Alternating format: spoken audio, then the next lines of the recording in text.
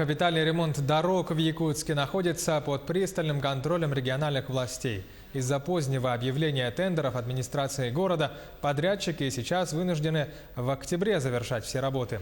Успеют ли? Репортаж нашего корреспондента Сусанны Рожиной.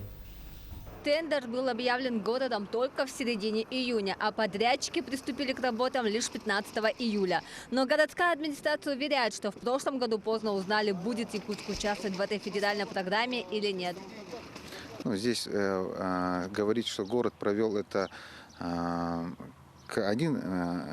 сторона медали. Другая сторона в том, что вообще поздно было определено, что город будет участвовать в программе БКАТ.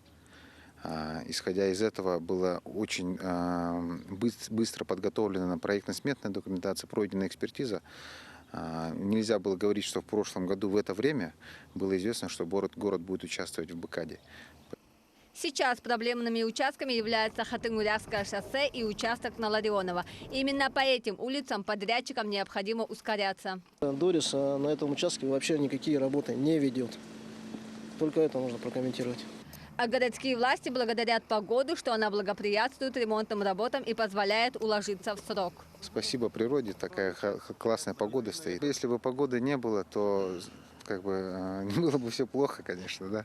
Но нужно понимать то, что технологически укладка, вот вообще для всех, кто технологически укладка асфальта возможно до осадков 5 миллиметров. Да, то есть, в принципе, небольшие дожди не останавливают. Но сейчас уже мы точно понимаем, то, что вот по прогнозу погоды и исходя из вот тех амбициозных планов, которые были первоначально приняты по БКАДу, да, то в этом году вообще летом нам повезло. Лето хорошее простояло, поэтому тут, благодарить природу надо. Спасибо. Да, городу крупно повезло, что в этом году лето и осень выдались сухими и теплыми. А так была угроза срыва федеральной программы.